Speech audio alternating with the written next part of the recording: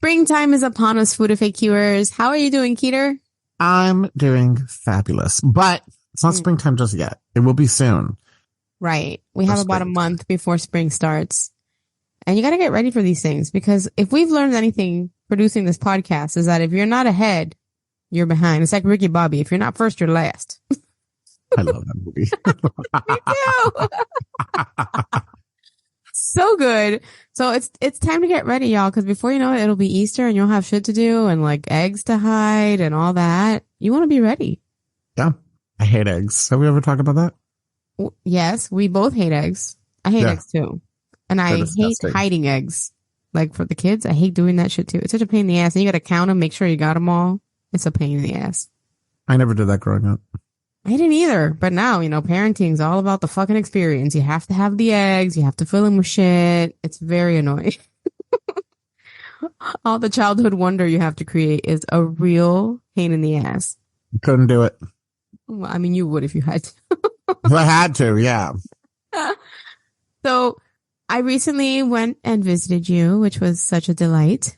And just let you know, you were in town, some freak warm front, climate change, some freak warm front occurred. The high was like 65. The wind is now howling outside, and the high tomorrow is like 40. Every single time. This is what happened when you came up in fall. Warm right up. And then you left, got cold again. I bring the heat. So if any of y'all are wondering why is it warm in the north, it's because Mariella traveled. I brought the sunshine. I bet people other than you are happy about it. People up north seem to like the sun. I don't know. I don't like it. I like the cool weather. Yeah, it was still nice though. But while I was there, I tested out a cake recipe, which was the intent of it was to make it like a strawberry upside down cake. Yep.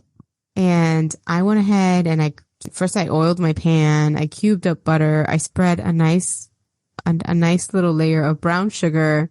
And then I just plopped the cake mix in there, and I forgot about the upside down part. Yeah.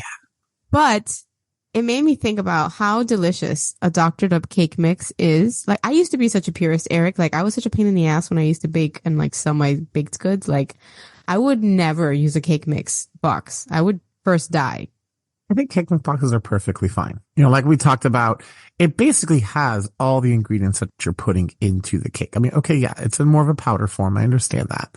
But it basically has everything that you're going to put in the cake, minus the eggs and oil or butter and stuff like that. It has everything you're going to put in the cake anyways. Mm-hmm. And let's be honest, they taste better. I think, I agree to an extent. I agree. I think when it comes to basic cakes, it tastes better, like a chocolate cake or like a vanilla cake or something like that. Mm-hmm. Like, certain things like a carrot cake, I think it's much better homemade. Yes. Like things like that. When it has actual more components in it, like, the walnuts and the carrots and stuff like that. Like, I think that it tastes better homemade. But I do agree with you. I think when it's just a basic vanilla or chocolate type cake, absolutely. You know what it is? Like, I've made cake every way, 6 ways from Sunday. And when it comes to vanilla cake, honestly, it is very difficult to reproduce that box cake flavor. They fucking won. They win. And I'm into it. But if you just follow the instructions on the box, you're losing out on making it taste kind of like super duper phenomenal, like bakery type of shit. Because I feel like every bakery cheats. I've worked at bakeries and I know they cheat. They use all kinds of shit. Of course they cheat. Yeah. So don't feel like you're cheating, because I felt like very guilty about box cake mixes I'm a reformed, I don't know what you call this. A reformed box caker. Okay. And so I'm going to teach you my secrets, because I made it and Eric and Ryan were in disbelief at how delicious the cake really was, even though I fucked it up a little. I didn't really get to eat the cake, but because you like that brown sugar top thing. Yeah, I took a snip of the brown sugar to taste it. But the texture was good. And Ryan was very good. Delighted. Yeah, I agree. So I'm going to tell you how to doctor up vanilla cake, chocolate cake, and red velvet cake. Are you ready? I'm ready, Mariella. Okay, check it out. So if you're going to do either vanilla or chocolate, you're going to add 3 whole eggs, 1/3 cup of sour cream, 2 tablespoons of vegetable oil, 1.4 ounce package of Jell-O pudding, like the powder. If you're making vanilla, you add vanilla. If you're making chocolate, you add chocolate. 1 cup of milk, one nice heaping teaspoon of vanilla extract, and a pinch of salt. You mix all that shit together and you bake it according to package directions. And you're going to get a fluffy, spongy, moist cake in like 20 minutes max. And it is a sturdy cake. So it can take becoming a cake pop, which by the way, I am so obsessed over cake pops right now. We're going to talk about that one day. I don't know. We're going to talk about your cake pop paradise. Yeah, because I used to make them back in the day with the frosting inside the batter, and I always found it to be kind of like a gross thing. Yeah, it's like a goopy mess. Yeah, and it was kind of like, I always felt like it was so manhandled. Like cake pops are like manhandled cake. Yeah. They go through a lot. But I mean, this type that I'm making now still requires that you roll it and all that jazz, but it's a little bit different. Anyhow, but I still use the cake. Different podcast, Mariella. Yeah. Different I'm so excited about cake pops. I cannot contain it. So you do that. You bake it 350 for however, depending on which vessel you're using to cook it in. If you're doing cupcakes or whatever, it all varies. Then the red velvet is a little bit different. Okay. You're going to use half a cup of vegetable oil, a cup of milk, 2 teaspoons of vinegar for the milk to make it buttermilk. Unless you have buttermilk, then you just use that. 4 whole eggs, and then 1.4 ounce box of the chocolate pudding mix. Oh my God. I can't begin to tell you how fucking delicious this is. This red velvet cake rivals any red velvet you've ever had. Ooh, and you know what I like in red velvet cake? I really like mini chocolate chips. Do you like them? I love chocolate chips in red velvet cake. You know who does that? Nothing Bunk Cakes. I used to make fun of them because I find it's just kind of funny. Whatever. We'll talk about it here. But Nothing Bunk Cakes. If you order the red velvet cake, it has little chocolate chips in it. The chips make it fucking phenomenal. And I made this really beautiful fancy cake for my mom for her birthday, and I made it red velvet with Oreo cream cheese frosting. My heart be still. That's one of the best cakes I've ever made.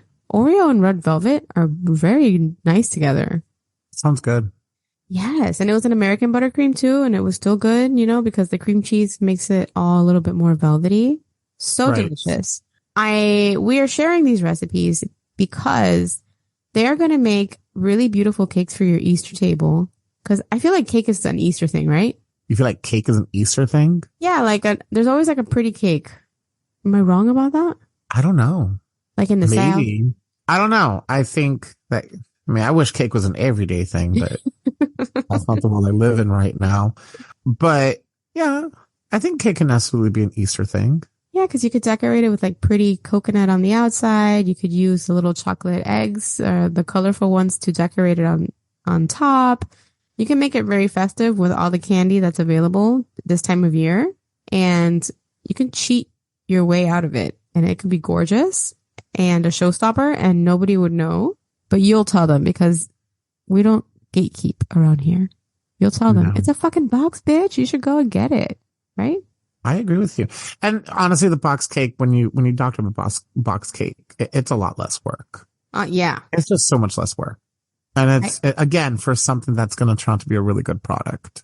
Absolutely. And you can also take, say, for that upside down cake we were going to make, this is what you do, right? You just add a little bit of chopped up butter, maybe 2 tablespoons of cubed butter, a nice maybe 1.5 cups of brown sugar, and then you can add whatever fruit you want. Strawberries.